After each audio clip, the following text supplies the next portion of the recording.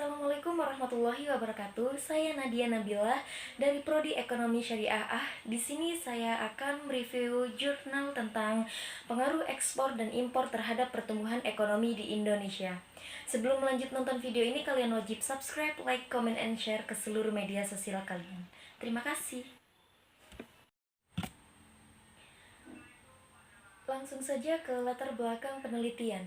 Perkembangan perekonomian suatu negara saat ini tidak dapat terlepas dari kondisi perekonomian global. Hubungan ekonomi antar negara menjadi faktor penting yang berpengaruh terhadap perkembangan ekonomi masing-masing negara. Kondisi ini menyebabkan daya saing sebagai salah satu faktor yang menentukan dalam kompetisi antar negara agar memperoleh manfaat dari semakin terbentuknya perekonomian. Keuntungan dari terbentuknya perekonomian dunia dapat dilihat dari keadaan neraca pembayaran suatu negara. Neraca pembayaran sebuah negara dikatakan surplus apabila terdapat kelebihan dana perdagangan dan investasi dibandingkan kewajiban-kewajiban yang dibayarkan kepada negara. Sedangkan dikatakan defisit apabila impor lebih besar daripada ekspor. Hubungan antara perdagangan internasional dan pertumbuhan ekonomi menjadi topik yang banyak dibahas di bidang ekonomi, tapi masih kontroversial. Kemunculan literatur mengenai pertumbuhan endogen memungkinkan peran yang lebih besar dari keterbukaan eksternal negara-negara dalam proses perkembangan teknologi dibandingkan dengan model pertumbuhan slow yang tradisional. Di sisi lain, banyak literatur empiris yang menunjukkan bahwa perdagangan internasional dan kewajiban perdagangan yang lebih terbuka merupakan faktor utama untuk menjelaskan pertumbuhan ekonomi. Dengan sikap perdagangan yang lebih liberal memungkinkan menikmati jumlah input liberal lebih tinggi dengan biaya lebih rendah sehingga menghasilkan pertumbuhan yang lebih tinggi. Selanjutnya ada tujuan penelitian. Penelitian ini meneliti bagaimana neraca pembayaran mempengaruhi pertumbuhan ekonomi yang dianalisis dari sisi neraca berjalan dalam neraca pembayaran Indonesia yang biasa disebut dengan NPI. Sisi neraca berjalan yang diteliti adalah mengenai ekspor, impor, dan nilai tukar. Penelitian ini meneliti pengaruh neraca pembayaran terhadap pertumbuhan ekonomi dalam jangka pendek dan jangka panjang menggunakan analisis regresi berganda dengan metode error correction mechanism yang biasa disebut dengan HM. Jangka pendek yang digunakan dalam penelitian ini adalah kurang dari 5 tahun, sedangkan jangka panjang lebih dari 5 tahun. Selanjutnya ada teori yang digunakan. Menurut Tirkmoll, neraca pembayaran bertindak sebagai kendala pada tingkat pertumbuhan output. Kenaikan output domestik ini dikarenakan meningkatnya impor dan menyebabkan defisit neraca pembayaran yang memungkinkan penurunan permintaan atau depresiasi nilai tukar real. Negara-negara tumbuh lebih cepat dalam menghadapi elastisitas pendapatan yang lebih tinggi untuk ekspor daripada impor. Menurut Edward, defisit eksternal harus menjadi perhatian dalam menerapkan kebijakan bahwa jika defisit akan berjalan tidak mengarah pada krisis mata uang.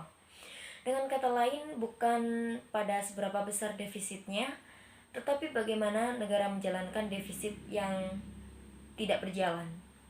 Menurut Sugiono, mode kuantitatif adalah pendekatan ilmiah yang memandang suatu realitas itu dapat diklasifikasikan, konkret, teramati, dan teratur. Hubungan variabel bersifat sebab akibat di mana ada penelitiannya berupa angka-angka. Selanjutnya ada metode penelitian. Penelitian ini menggunakan metode pendekatan yang bersifat kuantitatif. Dalam penelitian ini memfokuskan pada penjelasan hubungan antara neraca pembayaran sebagai variabel dependen dan pertumbuhan ekonomi sebagai variabel independen. Di Indonesia dengan menggunakan data runtut atau yang biasa disebut dengan time series dari tahun 1976 sampai 2016. Jenis data yang digunakan dalam penelitian ini adalah data sekunder. Data tersebut diperoleh dari World Bank.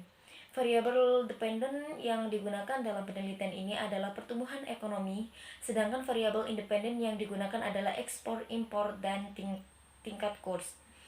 Definisi variabel yang digunakan dalam penelitian ini ada 4. Yang pertama ada Gross Domestic Product yang biasa disebut dengan GDP adalah jumlah nilai bruto yang ditambah oleh seluruh produsen dalam perekonomian yang ditambah pajak dan dikurangi subsidi yang tidak termasuk dalam nilai suatu produk. Yang kedua ada ekspor, adalah proses penjualan barang atau komoditas dari suatu negara ke negara lain. Ekspor yang digunakan dalam penelitian ini adalah ekspor barang dan jasa yang mewakili nilai semua barang dan layanan pasar lainnya yang diberikan ke seluruh dunia. Yang ketiga ada impor. Impor adalah kegiatan memasukkan barang dari luar negeri ke dalam negeri. Impor yang digunakan dalam penelitian ini adalah impor barang dan jasa yang mewakili nilai semua barang dan layanan pasar lainnya yang diterima dari negara-negara lain di dunia. Layanan tersebut termasuk nilai barang dagangan, kargo, asuransi, transportasi, perjalanan, royalti, biaya lisensi, dan lain-lainnya seperti layanan komunikasi, ada konstruksi, keuangan, informasi, bisnis, pribadi, dan pemerintah.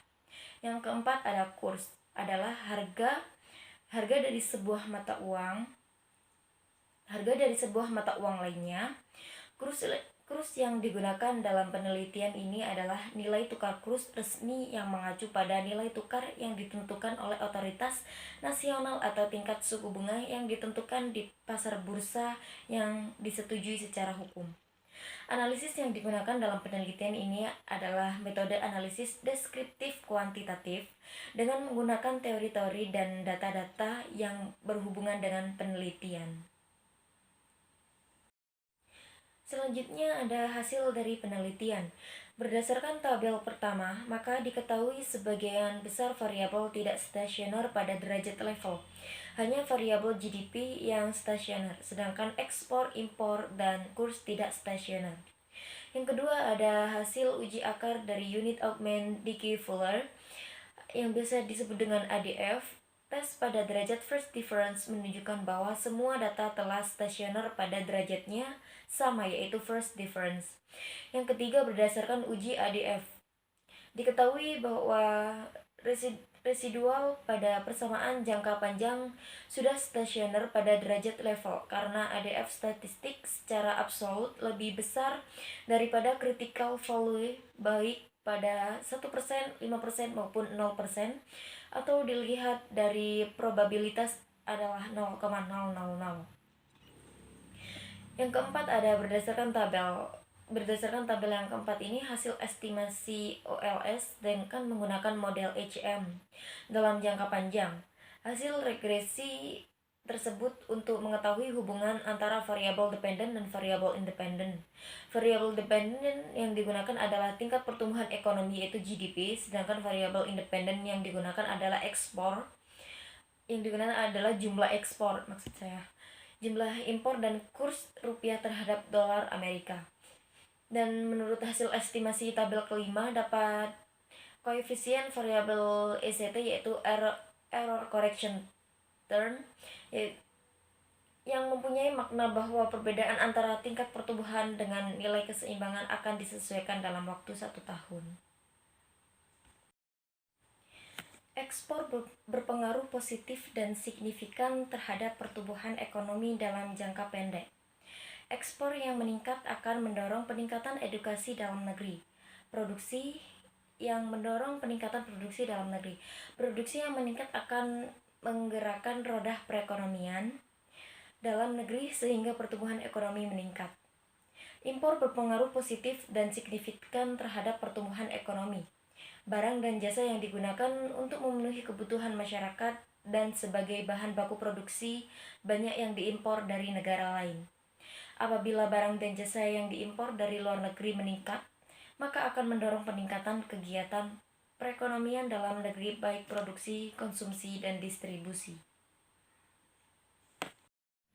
Selanjutnya ada kesimpulan dan saran. Kesimpulan yang dapat diambil dari jurnal penelitian ini bahwa dalam jangka panjang, jumlah ekspor dan tingkat kurs rupiah berpengaruh signifikan terhadap pertumbuhan ekonomi, sedangkan jumlah impor tidak berpengaruh signifikan terhadap pertumbuhan ekonomi.